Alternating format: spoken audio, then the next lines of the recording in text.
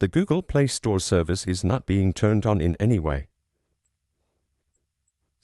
If you have problems like mine, see how to solve them. Go to Mobile Settings. Now scroll down and click on Apps.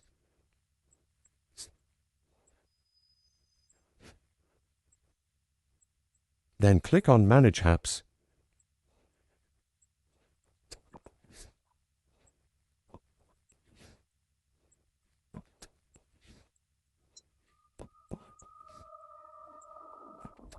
Now find the Google Play Store from the list of these apps.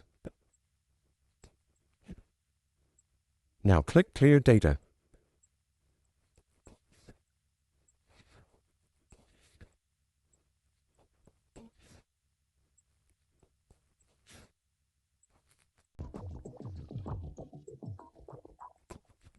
Hopefully your problem will be solved.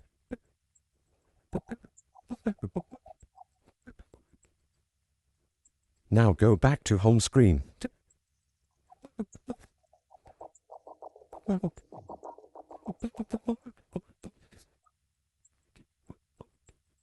This way you can fix your problem.